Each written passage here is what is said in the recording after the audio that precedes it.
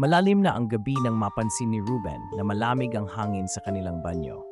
Pumasok siya upang maghilamos, ngunit napahinto siya sa harap ng salamin. Kitang-kita niya ang puting ilaw, ang lumang tiles at ang basang tuwalya sa kanyang balikat, ngunit wala ang kanyang refleksyon.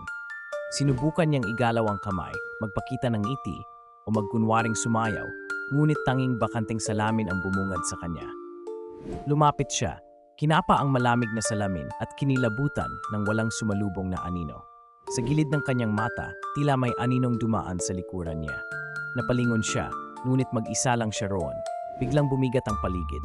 Habang nag-aalalang lumabas, napansin niyang sa bawat hakbang palayo, parang may malamig na kamay na humahawak sa kanyang balikat. Sa sala, nakita niya sa bintana ang sariling anyo, nakangiti, pero hindi siya. Hindi gumagalaw kasabay ng kanyang katawan. Nang yumuko siya, naramdaman niyang parang may nawala, hininga, init o kaluluwa. Sa isang iglap, nagdilim ang paligid. Sa salamin, may ibang mukha nang nakatingin at si Ruben tuluyan nang nawala.